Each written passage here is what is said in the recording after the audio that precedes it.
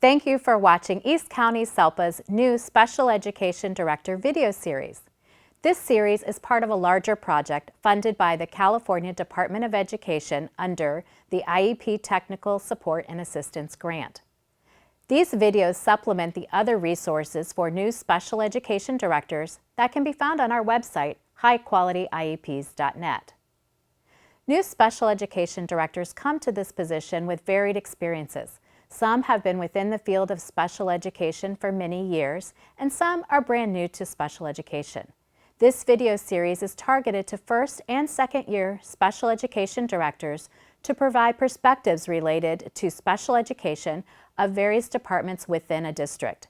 The goal is to cultivate a deeper understanding of the special education director as they lead their department and collaborate with other district departments. For additional questions, special education directors are encouraged to collaborate with other leaders within their district and their special education local plan area director. Hi, my name is Lindsey Danner. I'm the Executive Director of Facilities for the Grossmont Union High School District, and I'm here to help special ed directors like you to get to the table and understand ways that facilities can help you achieve your goals in teaching children.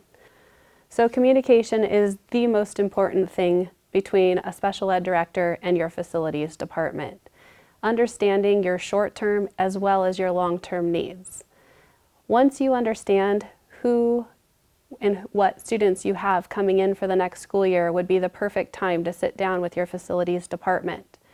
Another part of this would be walking your school sites before sitting down and understanding what kind of classrooms you already have available to you before having the conversation on what your potential needs might be.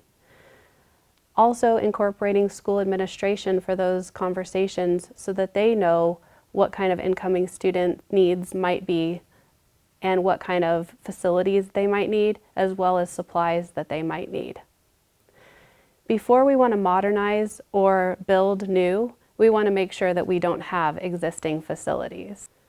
Another really important part of walking your schools is to look at the ADA access that you have on your campuses. We want to avoid civil rights complaints from students that can't gain access to the classrooms that they might need. So if you hear that you have a student in a wheelchair, obviously you want to get from where they're going to be dropped off, whether it be bus or home transportation, and walk that path. Make sure that that student can get to all of the classrooms that they need.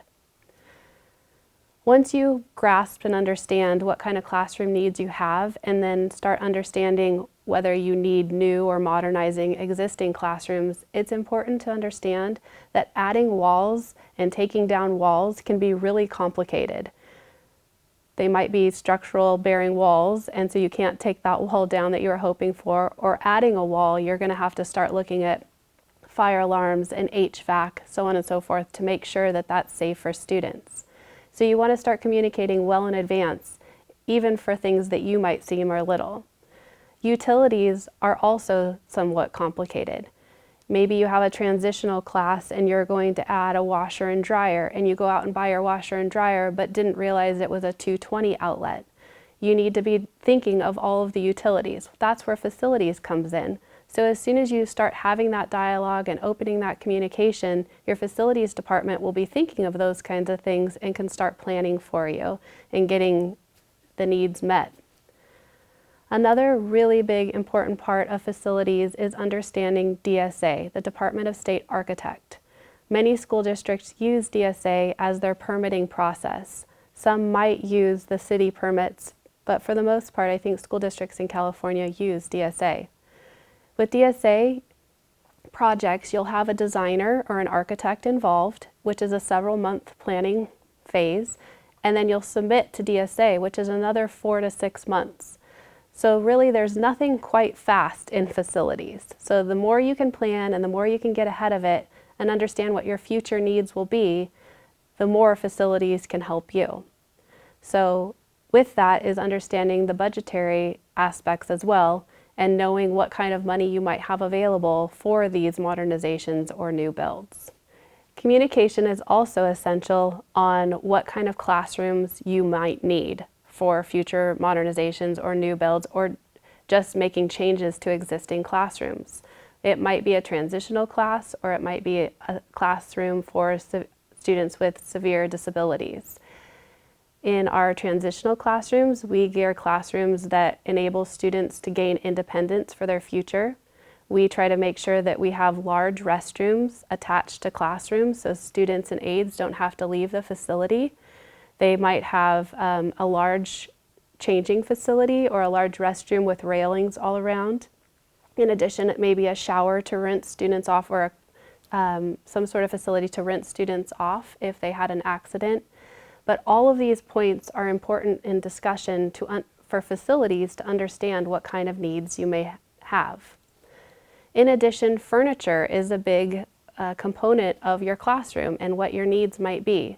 We call this on new build or modernization FF&E, furniture, fixture, and equipment. So the more communication we can have and the more we understand what you need, the more we can be of help to you. With construction, time is not always on our side. There are a lot of issues with procurement of different things, and so the more time we have, the more we can help you make sure students have the facilities that best fit them.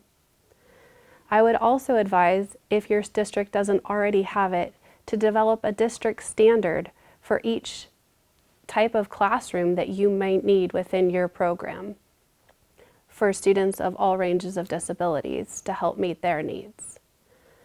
I think one of the most important things with the communication piece is making sure that you have a seat at the table.